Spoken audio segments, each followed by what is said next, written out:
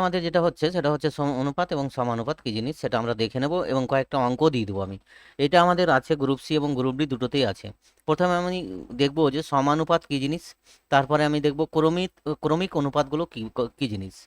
তাহলে সমানুপাত আমাদের হচ্ছে যে আমাদের যখন চারটে সংখ্যা থাকবে, চারটে সংখ্যা হোক তিনটে সংখ্যা হোক, তাহলে প্রথমে চারটে দিয়েই আমি দেখাই যে আমাদের যদি দুটোর যে কোনো দুটোর অনুপাত পরের দুটোর অনুপাতের সাথে সমান হয়, কিন্তু সিকোয়েন্সটা আমাদের বজায় রাখতে হবে। ধরো 2 4 আছে একটা সংখ্যা, আর আছে 6 12।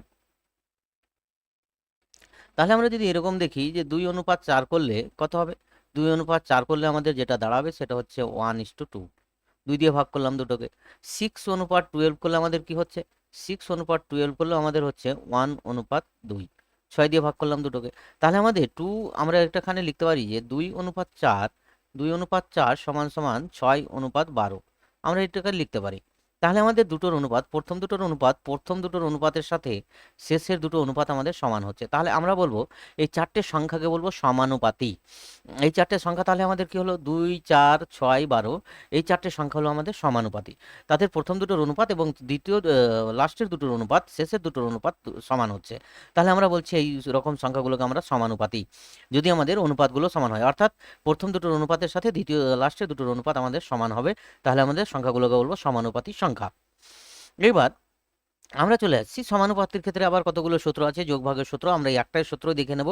যদি আমাদের কোথাও যদি এরকম দেওয়া থাকে এ অনুপাত বি সমান সমান সি অনুপাত ডি, তাহলে আমাদের এটাকে লেখা যায় এ বাই বি সমান সমান সি বাই ডি। তাহলে এখান থেকে আবার লেখা যায় A plus B by A minus B সমান সমান C plus D by C minus D. এই যে সূত্রটা, এটাকে বলা হচ্ছে আমাদের যোগ ভাগ প্রক্রিয়া। কি প্রক্রিয়া না, যোগ ভাগ প্রক্রিয়া, যোগ ভাগ প্রক্রিয়া।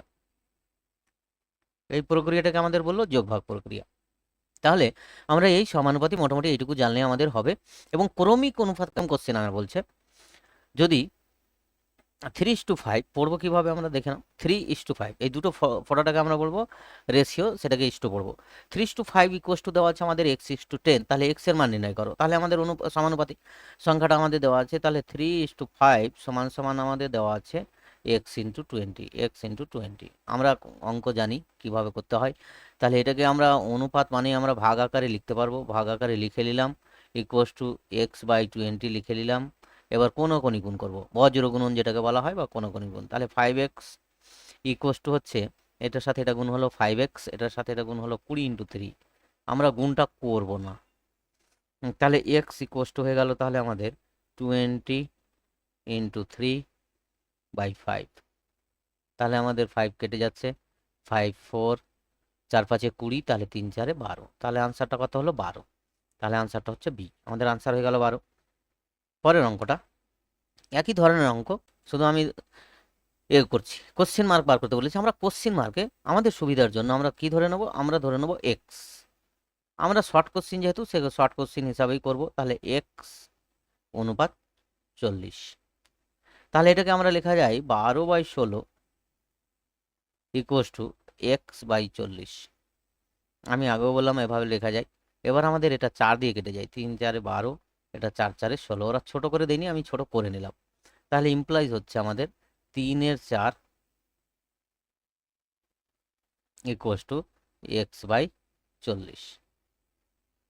ইমপ্লাইজ আবার কোনকোনি গুণ, তাহলে একই রকমভাবে 4x, আর এটা হচ্ছে 40 × 3।